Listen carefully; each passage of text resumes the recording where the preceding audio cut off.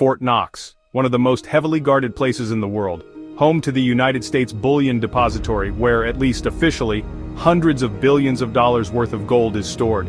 But how did it get here? And why does the Department of Government Efficiency want to audit it?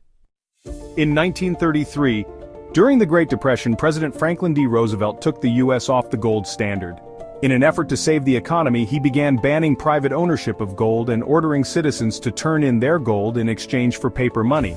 The government needed a secure place to store the nation's growing reserves, so in 1936 the U.S. Treasury built the Bullion Depository at Fort Knox, Kentucky, right next to a military base for added protection. By 1937, the gold started arriving, hauled in by armored train cars under tight security. At its peak in the 1940s, Fort Knox held over 650 million ounces of gold, about 70% of the world's supply at the time, but over the decades things changed.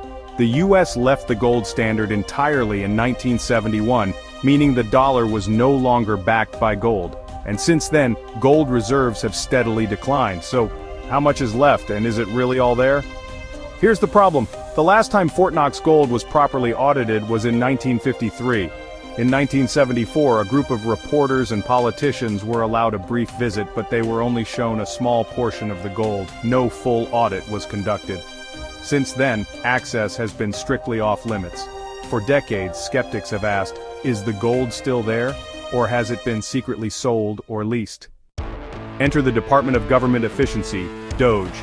Their mission?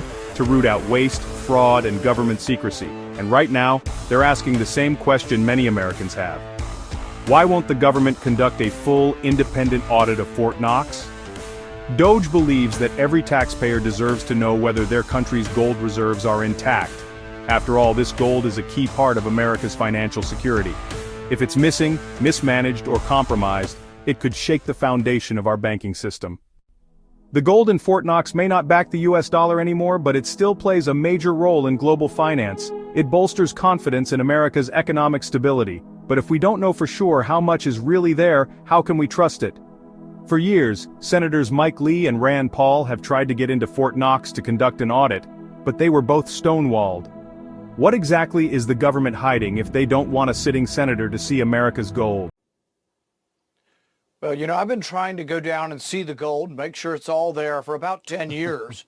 During the first Trump administration, I got permission. You have to get permission all the way up to the Secretary of Treasury.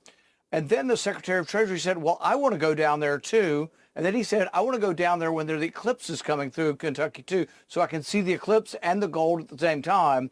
But they came when I wasn't there. So I tried for 10 years. I set up the appointment. And then because they wanted to see the eclipse, they changed the appointment. I didn't get to go down. But the Secretary of Treasury and the senior senator from Kentucky did go down and attest that they believe they saw the gold down there. So what do you think the problem is?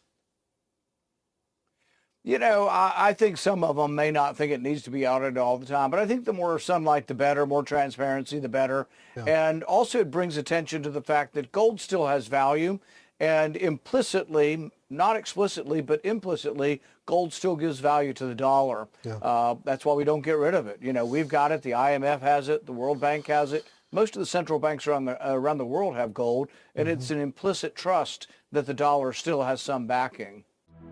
It's time for a full, transparent audit of the Fort Knox gold reserves.